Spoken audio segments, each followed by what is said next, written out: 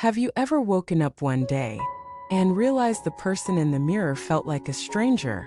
Have you ever looked at the life you built and wondered, how did I get here? Have you ever felt a shift so deep that nothing outside of you changed, but suddenly everything felt different? Welcome back to the channel. Today we're talking about something profound, personal, and universal: the three awakenings that every truly powerful life goes through. These aren't religious experiences or mystical phenomena. They are deep internal turning points. And once you cross each one, you can never go back. This episode is about becoming real, about breaking illusions, about remembering who you are beneath all the roles, labels, stories, and expectations that life has placed on you. Because the truth is, most people don't live their lives. They live their conditioning. They live their fears. They live according to someone else's script. But the moment you begin to wake up to yourself, everything changes. Not instantly, not perfectly, but undeniably. Let us begin with the first awakening. It often starts in quiet discomfort. Something feels off. You can't explain it, but your life no longer fits.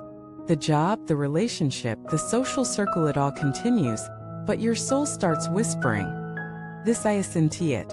First you ignore it. You double down. You distract yourself. But eventually the whisper becomes a roar. You feel suffocated by the version of you that you've been pretending to be. And then it happens. You see yourself. Not the polished self. Not the performative self. But the real one. The one who has been hiding behind masks. The one who compromised dreams to be accepted. The one who buried intuition to avoid conflict. And this moment of seeing raw, uncomfortable, vulnerable is the first awakening. It's the moment you realize, I've been living on autopilot. I've been asleep in my own life. This awakening is painful because it demands honesty. You can't pretend anymore. You start to notice your people-pleasing, your avoidance, your need for validation. And it hurts, but it also liberates. Because once you see the lie, you can't unsee it. And once you see yourself, you begin to choose yourself. You begin to say no to things that drain you. You begin to reclaim boundaries. You begin to ask, what do I want? Instead of what should I want? And that changes everything. Now comes the second awakening. This one is more subtle. It often shows up after you've made some changes. You've left the job. You've ended the relationship. You've set boundaries. You're beginning to build a life on your own terms. And yet you feel lost. Because now there is space. Space where old identities used to live. Space where old beliefs used to dominate. And that space can feel terrifying. You begin to ask, who am I now? This is the awakening of inner identity. It's the realization that you are not your trauma. You are not your story. You are not your successes or failures. You are not what happened to you.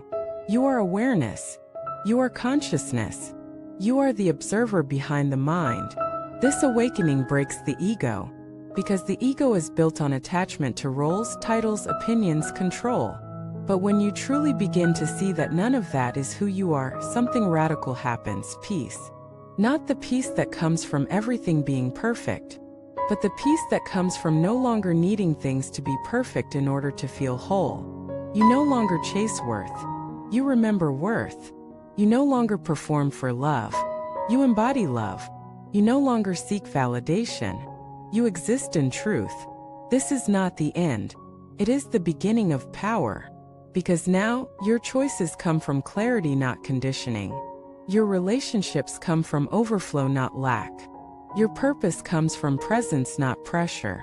And then comes the third awakening. This one is the most humbling. Because after the inner liberation, after the identity shift, there is still one more illusion to face. The illusion of separation.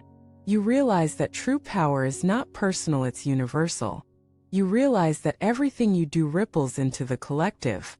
You realize that healing yourself was never just about you, it was about everyone you touch. This is the awakening of service.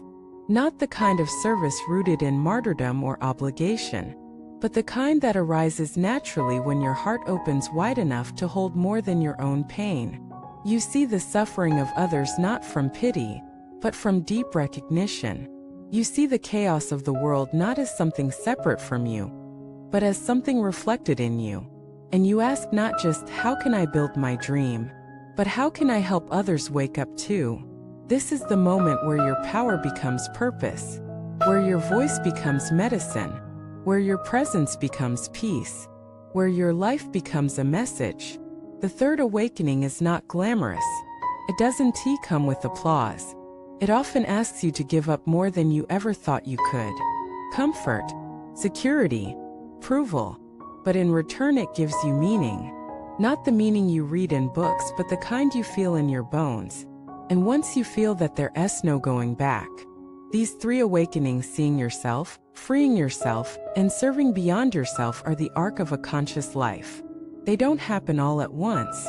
They don't happen in order. They happen when you're ready. Sometimes life will crack you open to make you ready. A betrayal, a breakdown, a loss, a moment so raw that all your defenses fall apart. And in that moment you wake up. Not because you wanted to, but because you had to. And from that point forward, you begin to live differently. You begin to choose integrity over image, truth over comfort, love over fear. And in doing so, you become unshakable. Not because nothing hurts you anymore, but because you no longer run from what hurts. You face it, you alchemize it, you rise with it. And every time you rise, you inspire others to rise too. That's the beauty of awakening, it's contagious. When you see someone living with clarity, depth, courage, you remember that you can too. So if you're listening to this and feeling the stirrings of awakening, trust them. Even if it's messy, even if it's unclear, even if no one else understands, trust the part of you that knows there's more to life than what you've been settling for. Trust the part of you that's tired of performing and ready to be. Trust the part of you that's ready to wake up. Because that part, it's your soul. And your soul doesn't want you to be perfect. It wants you to be real, alive, awake. Thank you for watching this video. If this message resonated with your journey, let us know in the comments which awakening you're moving through right now. Like the video to help others discover their own truth. Subscribe to the channel for more content that honors the soul and reminds you who you truly are.